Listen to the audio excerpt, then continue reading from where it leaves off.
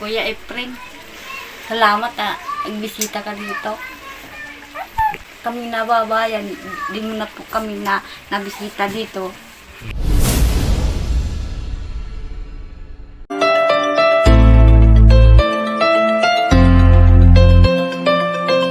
Diyos maray na aga po sa Ento Kabus Magatugang. Isang napakainit na umaga mga ka-KSP katuwang sa paglingap. Ako po si Efren Espanyol, ang inyong broadcaster, vlogger, small YouTuber.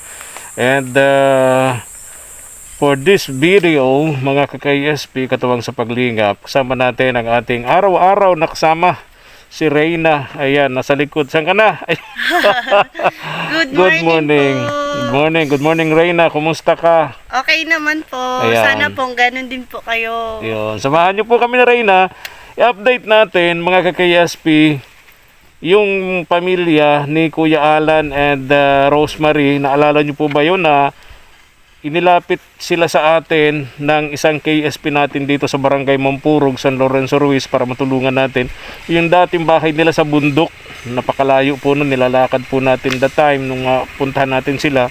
Then lumipat sila sa isang lugar dito sa poblasyon ng dito sa barangay na to, na yung kanilang tinitirhan halos kasi laki lang ng kulungan ng aso. Kaya yung mga KSP natin katuwang sa paglingap abroad, especially kay Ma'am Afegayas, Brazil of Canada, pinatayuan natin sila ng bahay. So ilang buwan na ba, mahigit ng kalahating taon di natin sila nabibisita rito sa lugar nila, dito sa bahay na pinagawa po natin mga KSP.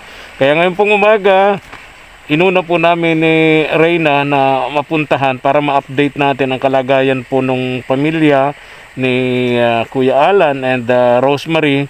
So Rosemary, kung maalala po ninyo, taga Ormoc City, 12 anyos po siya nang maglayas hanggang nakarating po rito sa Camarines Norte.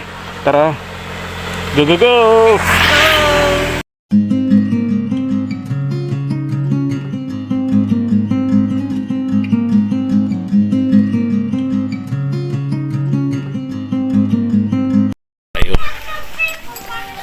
Sana nandito si Kuya Alan. Sabi ko lang po kumakas.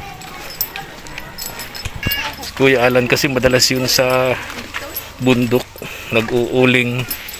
Kaya ay nagbabagids ng uling para pambili nilang bigas. Mauna ka na. Good morning, good morning. Tao po. Hello. Oy, hello Ate Rosemary. Kumusta kayo? Ha? Oy, very good. Takpan yung mukha ng. Ay, very good. Kumusta kayo? Diyan itong tinapay. Gama mga bata. Hello. Parang gusgusing yung mga anak mo, Ate Mary Rose. School po. Asan si yung panganay? Sa ano po, sa school? Nasa school. O ikaw, bakit hindi ka pumasok? Ha? Ha? Bakit? Wala kaming pa. Walang pasok. May nangangagat. Siguro nabasa yung chalk ng teacher, Ba't walang pasok? Hindi ko may gagawin daw po si ma'am. Ay, may gagawin si Ma'am. Anong grade mo na nga? Grade 2 po. Grade 2. Oh, ayan. Si Kuya Alan. Nag-uuling. Ay, may sipon yung bata, yung baby mo. Nasaan ang papa mo? Nag-uuling. Nag-uuling sa bundok. Oh. Sipag naman ng papa mo. O, kailan darating yun? Mamaya po yung hapon. Mamaya din darating siya. Sino kasama ng Kuya Alan doon? Siya lang po mag-isa. Siya lang mag-isa. Kumusta ang sakit niya? Hindi naman nahihirapan siya, nagbabagid sa bundok ng uling. Hindi naman po. Kaya na niya? O, kumusta? May bigas kayo? Wala po. Wala. nagsaing na po kami. Ha? Pangsaing na po namin ngayon. Ano? Wala po na pagsain. Ngayon lang po yung pangsaing namin. Wala kayong saing. Kasi wala pa ang papa, ganon. Nag-uuling pa sa bundok, ganon. Paano kung walang uling? Walang pagkain? Ha? Pag walang uling? Ha? Walang pagkain? Yung panganay mo nasa school. Opo. Anong grade na ngayon? Grade 8 po. Grade 8. O di second year. Okay. Pagtaro. Itong bunso mo, ilang taon na to? Wala ko taro. Yung karga mo? Mingan po. 7 pa lang po. 7 taon? Ito 7 taon? Wala Ate, naguguluhan ako sa'yo ate. Itong bunso, 7 taon ito? Ano po? Ha? Talaga ha? Ano po? Ito ilang taon? Baka 14 na to. Ha? Ha? Anong 5? 5. Pero ito 7 taon ha? Ano po? Baka 7. Grabe talaga. Nagugulat talaga ako sa iyo, Ate Rosemary. Ginugulat mo ako. Ito, 5 years old. Wala. Tapos itong bunso mo, 7 taon. Talaga di nga. Buwan lang po iyan. Ano? Buwan lang po. Ha? O, Itong buwan lang. 7 buwan. Oh, very good itong batang ito. Anong grade mo na nga? Grade 2 po. Grade 2. Oh, kaya pa ako eh. Gulat ako ano. Taka ka rin? Opo. Oo nga ano.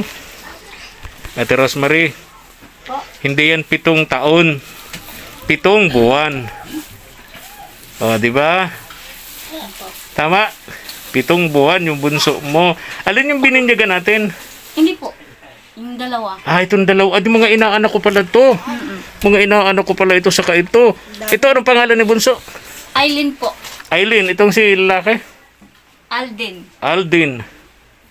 Di magkumari pala tayo. Dapat pala tawag ko si Maring Rosemary. Maring Rosemary. Asan si paring Ala? Nasa bundok. Nasa bundok. O, kumusta kayo dito? Ito yung tulugan na niya. Ha? Nagawa niyang papag. Yan ang papag na ginawa niya. Kala ko ang papag na gagawin niya, yung may, sabi ko sa kanya noon, yung may paa. Wala po. Paiga magagawa. Ito pala ang ginawa niya. O, saan yung kala ko nawala yung Durobox na dala namin sa inyo. Pwede bang, Si Jaira. pwede bang makapasok, Ate Rosemary? Ha? Pasok. Sukin natin ang bahay ni Ate Rosemary. Mag-house tour tayo dito.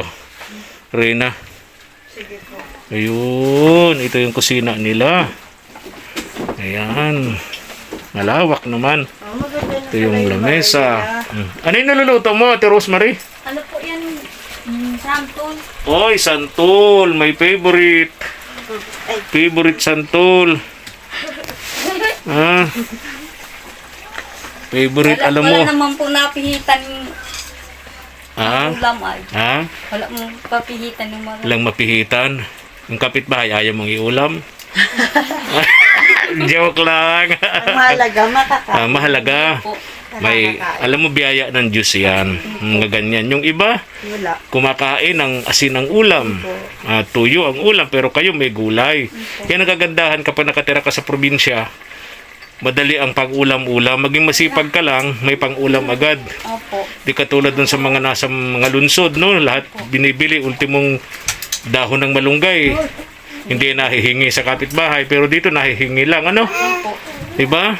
Kaya, kapag ka masipag ka sa probinsya, hindi ka mawawala ng pang-ulam-ulam, no? Problema lang yung bigas.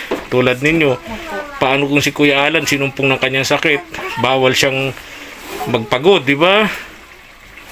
Oh, ay kumusta, okay na tong bahay nyo kumpara dun sa una sa bundok, di ba? Grabe ang kalagayan nyo doon. Plus nang lumipat kayo rito, yung bahay nyo, pagpadalwahin itong kusina, Opo. malaki lang ng konti sa kulungan ng aso. Marami nagtataka kung bakit kayo nagkakasya doon, no? Pero ngayon okay na to, ano? Yero naman ang bubong, may kwarto, may kusina, may balkon, di ba? Opo. Maayos ng inyong kalagayan dito. Komportable na kayo, Kuya Ate Rosemary, ano? Siya nga pala, kumusta na yung pamilya mo? Yung nagtawag sa akin noon, dadalawin kayo rito. Dumalaw ba sa inyo o Hindi po. hindi? Siguro nakita nilang okay naman ang kalagayan mo, ano? Opo. Kaya hindi na nagka-interest na puntahan kayo rito nung... Ano ba yun? Tatay, nanay mo ba yun? Opo. tatay nanay mo, ano? Alam mo, Rena, itong si Ate Rosemary, 12 anyos ito nang maglayas mula sa lugar nila sa Ormoc City hanggang nakarating dito. Anong taon ka? Anong edad mo nang ligawan mo si Kuya Alan? Ligawan mo si Kuya Alan. Anong taon ka? Anong edad? pa lang, yung 16 pa lang. 16. Niligawan mo na si Kuya Alan. Ay talaga. Tapos nakarating ka na dito. Ayoko. Grabe, ano? Para man nandun. Sumulang 12 anyos, hindi mo pa nakita yung pamilya mo sa Ormoc, ano? Oh, baka may mensahe ka dun sa mga nanonood na mga taga Ormoc, especially yung mga kamag-anak mo. Anong gusto mong iparating, Ate Rosemary? Kain ko lang. Mapunta daw po kami dun sa Papa, lalong pupuntahan mo kami dito. Tapos hindi ka naman pinuntahan. Parang naiiyak ka. Ha? Minsan. Naiiyak ka? Bakit? Bakit, Ate Rosemary? Naalala ko sila. Alala mo sila? Bakit ba pinatay? Gusto mo silang makita? Opo.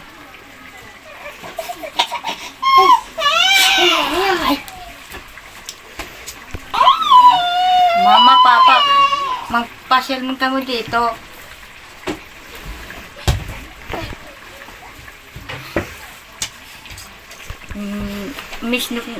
Namimiss ko na kayo. Ikaw ba nakapag-aral ka? Grade 3 lang po ako. Ha? Grade 3 lang po. Grade 3 lang? Grade 3 lang inabot mo. Anong trabaho mo sa Maynila nung maglayas ka galing Ormoc City? Itong nag-ano po ng eskwela, dagdagahatid ba ganun pa ng eskwela? Nag-aalaga ng bata, ganon. Okay. Tapos nakakilala mo na si Kuya Alan. Hanggang sa kayo ay nagsama, nakarating dito sa San Lorenzo Ruiz. Kayo ba'y kasal? Hindi, ano? Pa po. Hindi kayo kasal, ano? Okay. O, bakit? Hindi ata ginawa ng bintana ni Kuya Alan yun. Asan yung materialis niyan? Sabi ko sa kanya, ba't walang bintana? Walang pansara? Mayroon po, ayan oh. Ay, bakit hindi na ikabit?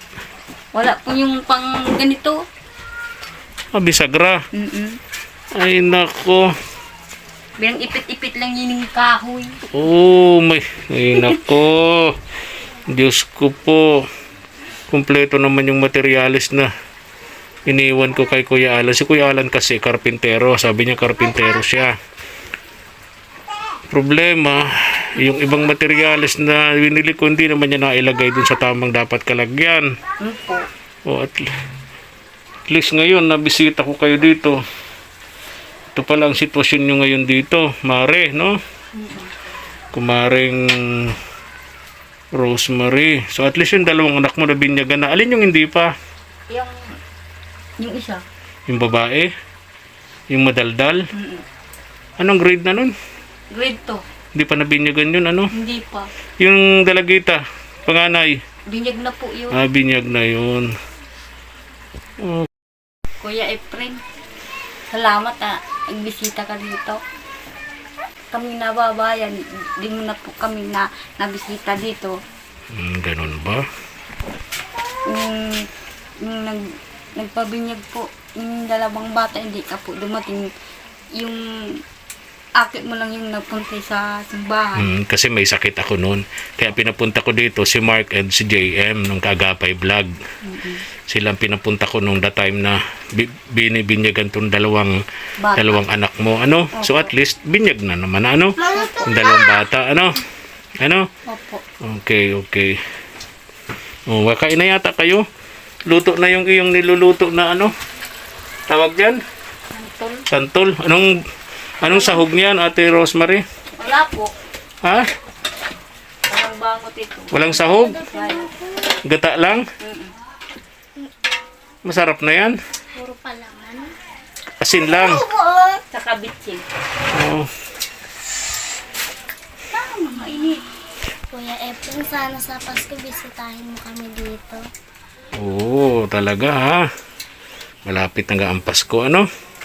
Anong gusto mong regalo sa Pasko? Wala po ako maisip kahit ano na lang po. Ha? Kahit ano na lang po. Kahit ano na lang.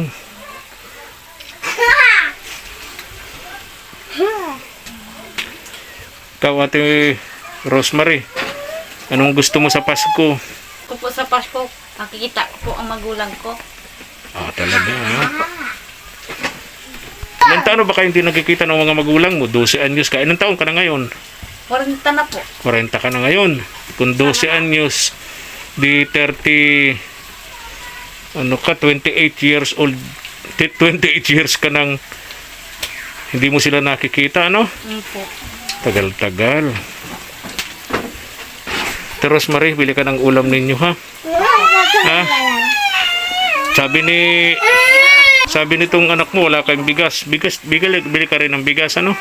Paano kung hindi dumating si Kuya Alan, di wala kayong sasaing mamaya, ano? Hapon po, nagbili lang po kami 1 kilo. Ha? Wala po pera. Ano? 1 kilo lang po nagbili po kami. Kahapon. At wala na po kami pera. Oh, walang pera si Papa? Ha? Ate, para mahal Buti po dumating kayo, may pambili po kayong bigas. Ayun, sabihan mo si mama mo, bili ng bigas, ha? Para may maisaing kay mamaya, ano? Bakit naiiyak ka? Hindi mo Ha? na po naman po ang laban po ay Naglaba ka? Saan ka naglaba? nasa atak. Sa ilog? Oo, kaya mo pala maglaba? Baka malunod ka dun, ha? Ha? Mababaw lang po iyon. Ah, okay. Ingat ka, ha? Alis na ako.